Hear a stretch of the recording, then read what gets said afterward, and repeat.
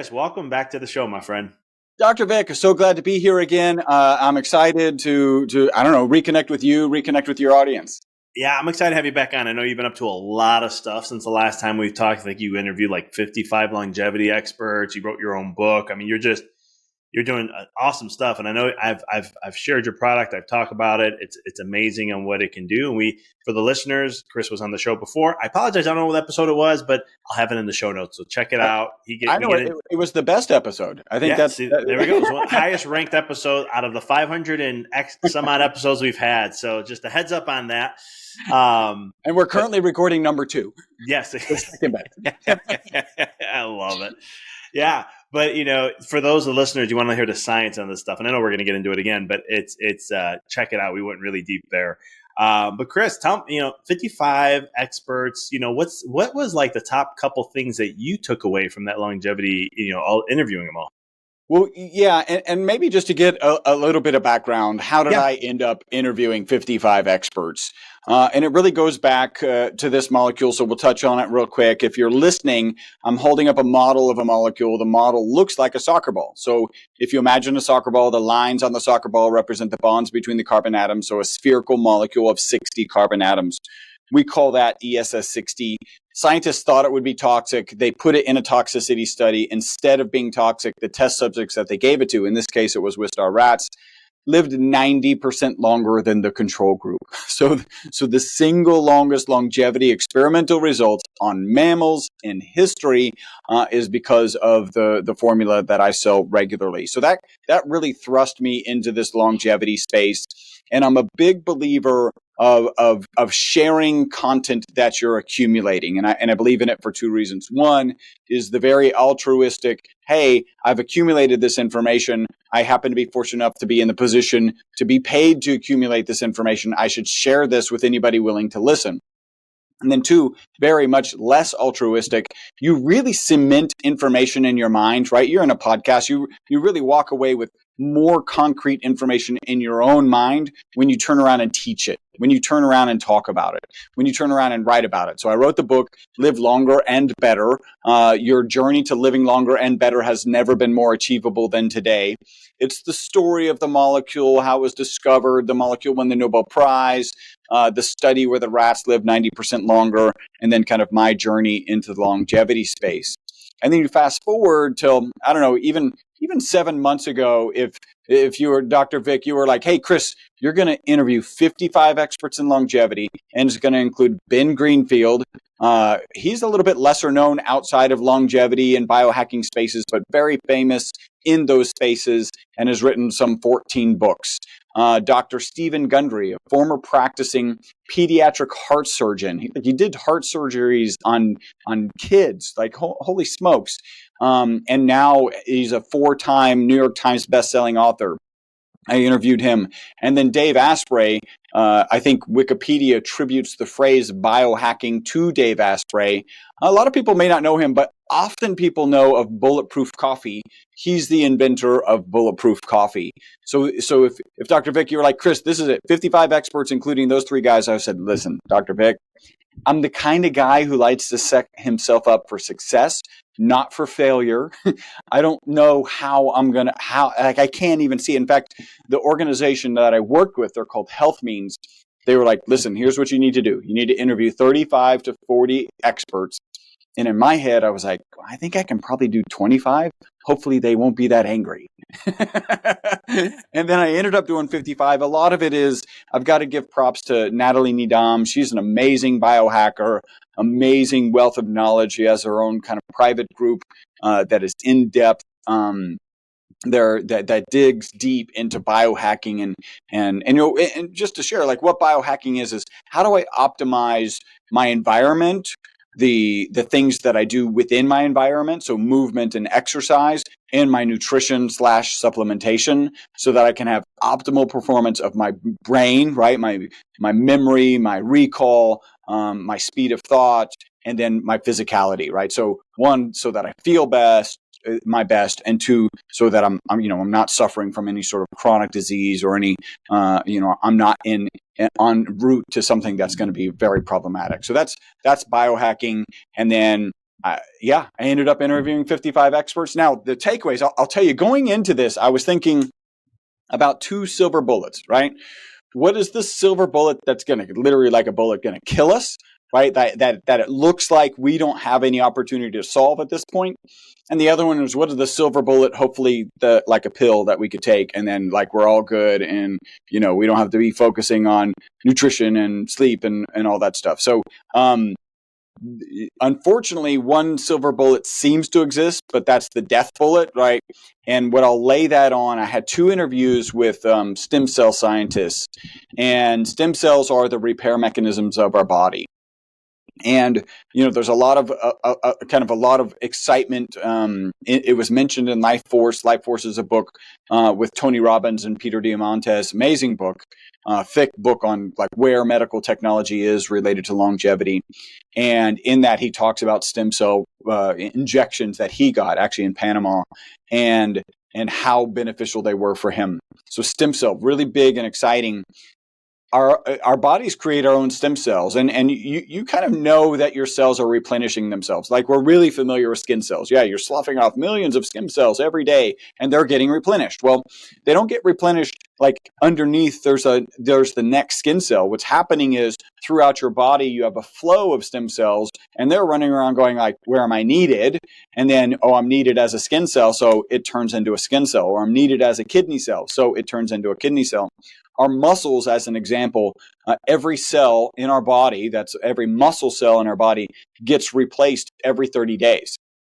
Right? So there's a lot of stem cells running around doing this. Well, stem cells come from your red bone marrow, and red bone marrow shrinks as you age.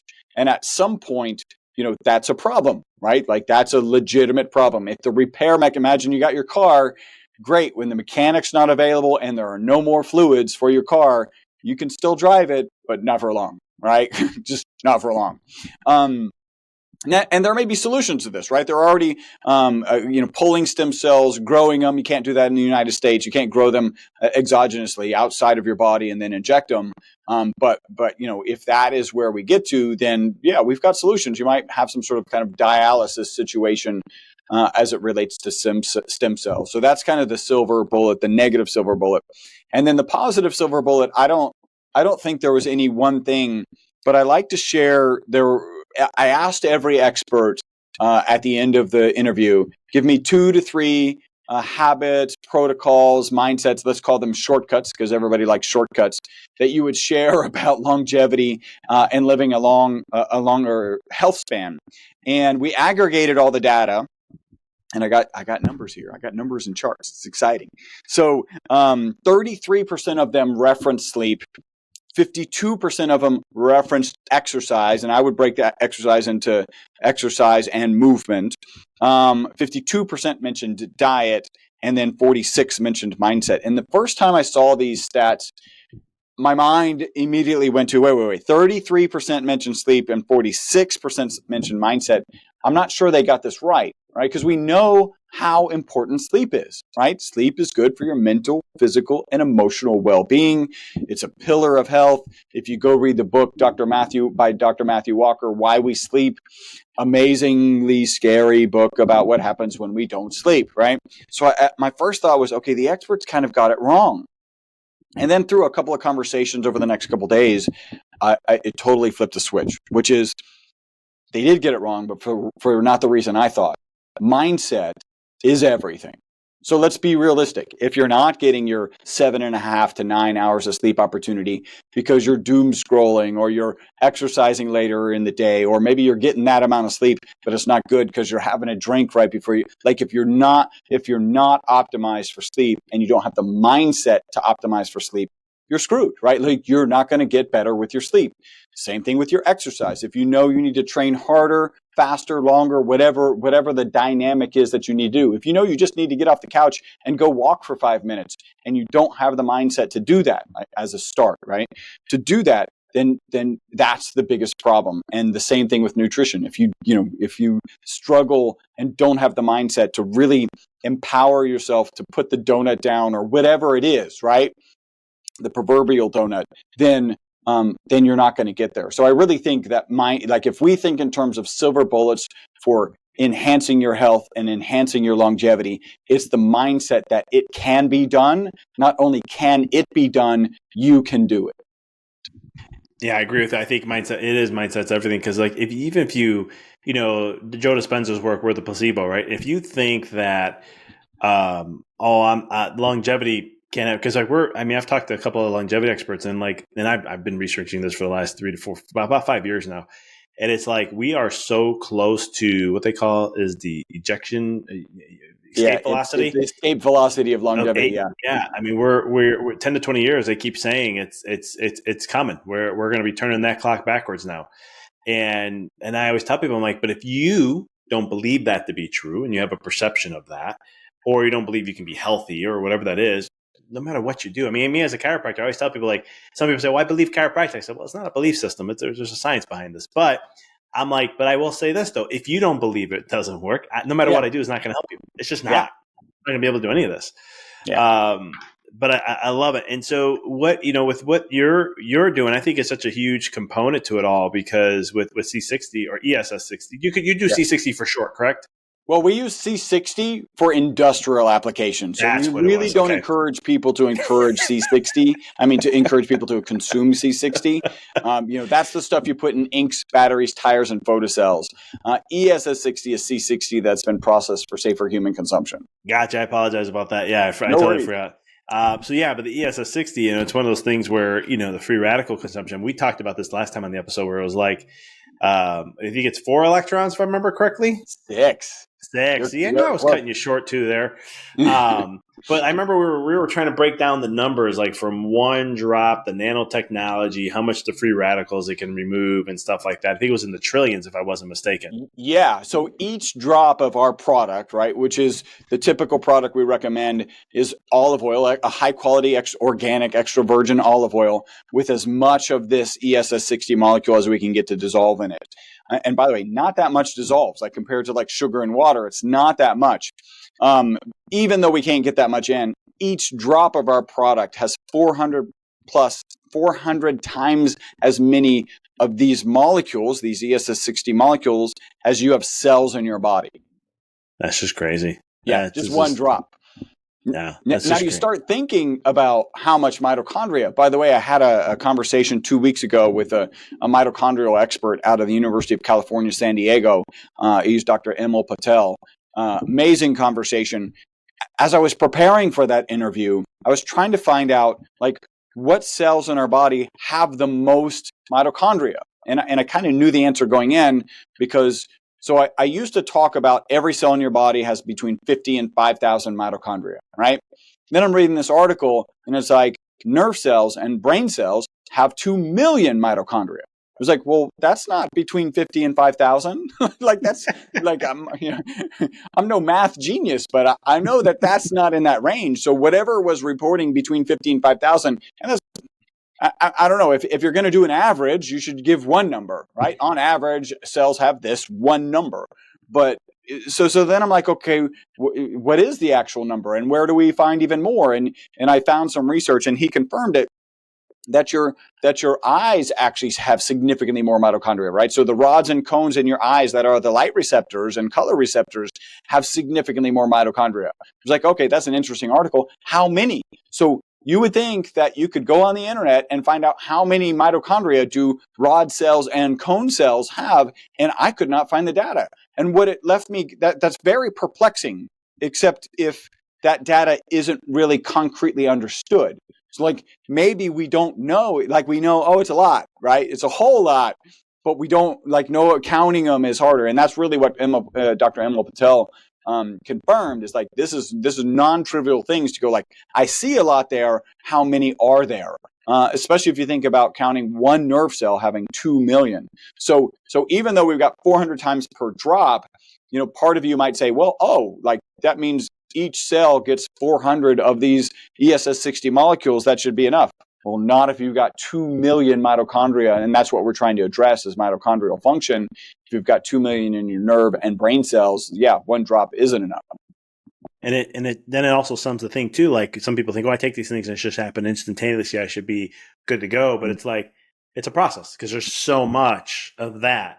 Because it's when you're talking about the cones and the rod cells, I'm sitting to myself going, is it like looking at a forest and you just see, there's a ton of trees, you just don't know how many trees are there?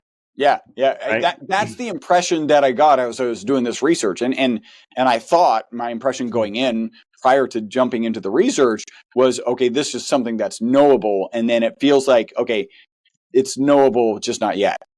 Yeah, because then when you're like, what's the body has the most parts of most mitochondria? I'm like, it's the brain, brain and everything. But it's I lost my train of thought on that now.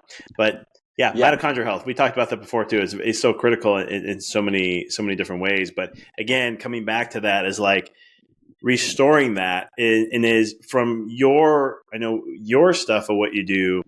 And also taking the, from the longevity side is one of the, cause I'm always looking like, what's that deepest root because of for longevity.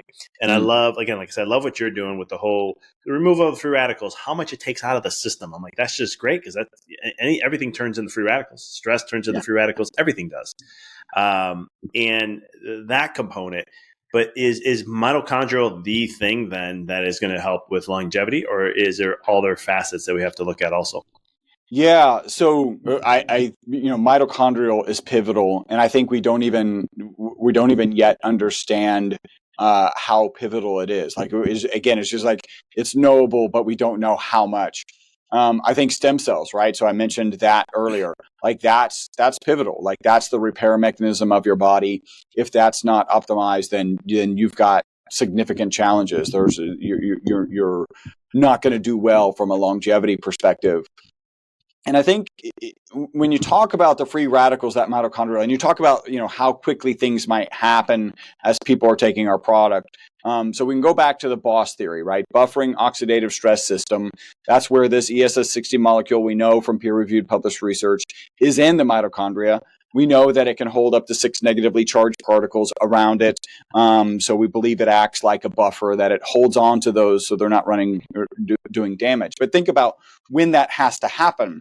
That means a mitochondria, which is functioning normally all the time, right, ostensibly, and it does create reactive oxygen species, and it's inherent inside of the mitochondria, has glutathione and melatonin to manage those reactive oxygen species.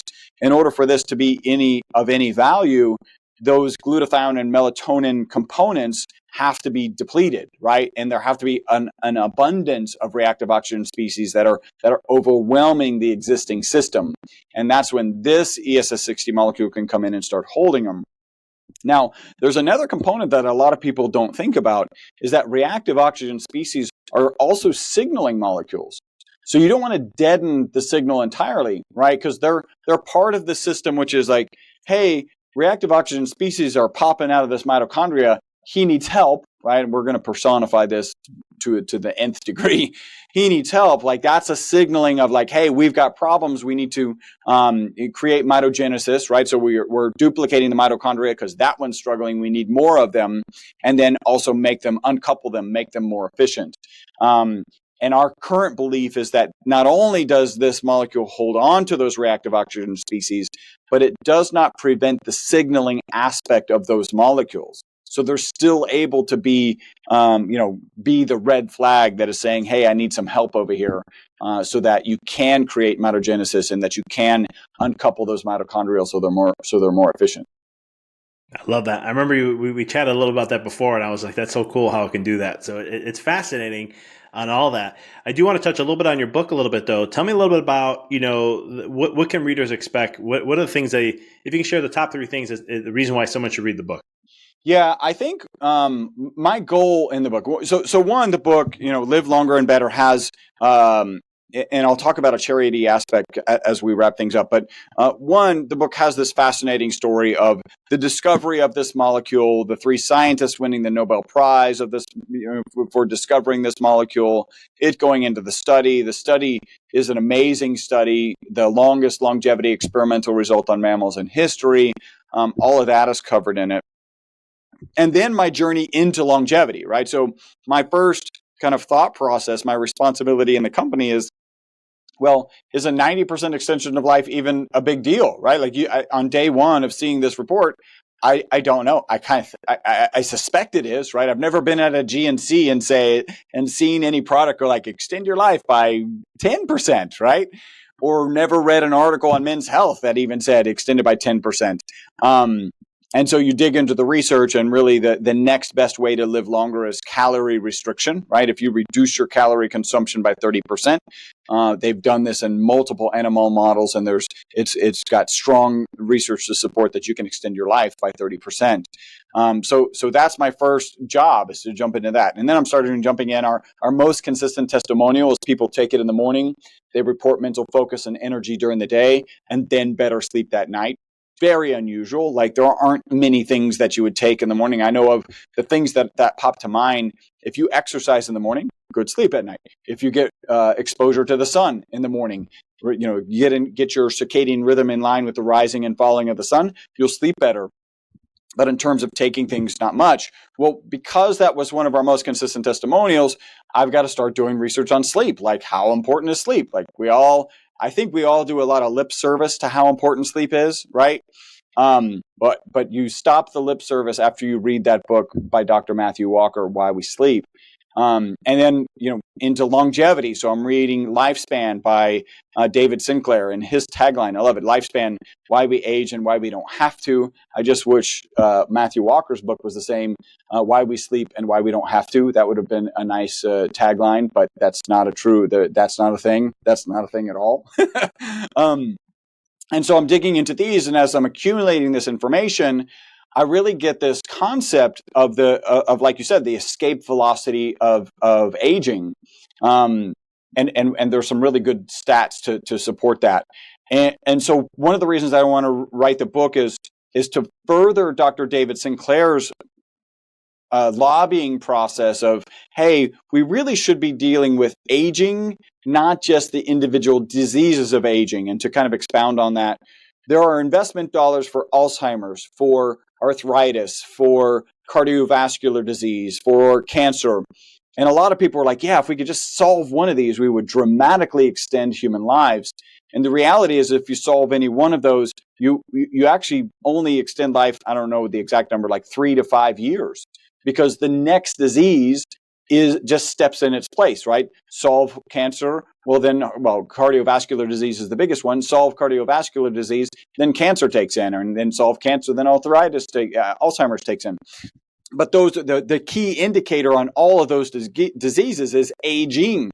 And so if you can address aging, you actually address those. The problem is the medical community does not see aging as a disease. It does not see aging as something that is even addressable. And if we make that change, then by solving for aging, then you're actually going to significantly help all of these other diseases, the impact of all these other diseases. So I want to forward that. I want to forward the concept so my mindset at this point is we can live a lot longer. Actually, I think ultimately we'll be able to live forever, which means then that's the escape velocity of aging, which means at some point there will be a last guy to die of natural causes. So it'll suck to be that. I mean, he won't really know, right? But you don't want to be. You want to be on the other side of the finish line, whichever side you think is the right side, where you're not the last person to die of natural causes. And to support this, some people out there listening to this going, "We're always going to die. This is always like there's just nothing we can do." The age is 122. That's when Jean Clement died. That's the oldest living human to date on record. In 1950, medical information doubled every 50 years, 50. Today, medical information doubles every 73 days, right? So by the end of this year, we will have 16 times more information, medical information, than we had at the beginning of this year. So if there's something that is even remotely possible, it's going to happen a lot faster than you think and you realize. And so that is, I think, a key argument for that. And those are the kinds of things that you'll find in the book, along with stories like, I fell asleep behind the wheel. Nobody got hurt, including me, thank God. But it was a traumatic event. But I told the story from the perspective of what it was like to be in college still and be starting a carbon nanomaterial business, because after I fell asleep, I did get to the office, and then I worked an 8-hour day. Right, because it was just that exciting. Like I wasn't at work, nodding off like we've all had a long night or something. I worked an 8-hour day because everything I was doing was so exciting, and that's captured in the book. And some advice, we had some explosions. Don't do that. Like that's, I guess we could just bullet point that. But yeah, I think it's a good read. I got a good compliment. My co-author is a 2-time New York Times #1 bestseller. So just to get on the New York Times list is a monumental effort. And then it's exponentially harder to get to #1, and he's done it twice. And the way that I thought this was going to work is there's a little bit longer story, but I'll keep it short. Is I thought he was going to go write the book. He's going to listen to interviews and maybe interview, go write the book. I was going to read it and go, this is a great book. We should publish it. And then we were going to publish it. In our very first book writing meeting, he goes, all right, Chris, I'm going to need you to write down your story. And it was at that moment that I was like, I guess I'm writing a book. And he gave me a great comment. He did a great job fixing the prose, but he did compliment me. He liked my writing style. I'm a little bit self-deprecating. I'm trying my hardest to teach lessons and tell good stories, and he helped me to do that. And you do a great job at it too, by the way. Thank you. Appreciate you by having you as a guest. Chris, how can people get the book, find the book, learn more about you, the product, and all that stuff? So I mentioned the charity aspect of the book. You can get the book on Amazon. You can get the book on the website. We've got a link for you, which is myvitalc.com/Dr. Vic, DRVIC. On the website, you can order a signed copy, right? So I charge $10 for the signed copy if you want it both signed by me and the New York Times #1 bestseller, Dr. Jerome Corsi. It's $15. There's a charity piece to that. 100% of the signature fee, so the full $10 or the full $15, goes to an organization called OR, Operation Underground Railroad. If you remember a movie fairly recently called The Sound of Freedom, which is about child sex trafficking, I actually saw the guy that movie is about as a speaker at an event last year. That movie came out. Obviously, the speech moved me. The movie moved me. And so 100% of the signature fee is going to Operation Underground Railroad. And yeah, you can get that at the website or on Amazon. The audiobook, I think, is done, but I haven't listened to it. Yeah, I keep getting on interviews and remembering that my guy got it back to me, and I haven't had a chance to do anything with it. If you go to when you go to the website, right? So myvitalc.com/drvic. We've got 3 products: olive oil, avocado oil, and MCT oil. I recommend the olive oil. That's for 2 reasons. We're a science-based organization. All the research is in olive oil. Also, we can get the highest concentration of this ESS60 molecule in olive oil. So that's why we recommend it. There's a 25% savings if you go on subscription. So go on subscription, take advantage of it. Even if you just want to try it, if you just want one. Our customer service team has 850 5-star reviews on Google. They are not trained to talk you out of your subscription. You can cancel it via email, phone call, however you want. And that'll do it. Just take advantage of that savings. And then there is a coupon code. It's also DRVIC, Dr. Vic, and that'll get you an additional $15 off your initial order. I appreciate that, brother. For all the for all the listeners, this will all be in the show notes for you to get access to it. Check out the products. I've tried it. It's amazing. I highly recommend it. Chris, thanks for coming back on, my friend. This was a blast. I know I'm going to have you on again. I just, you're a wealth of knowledge and your passion and what you do. And I love having that. And we'll definitely have you on again. Thank you so much, Dr. Vic. This was awesome.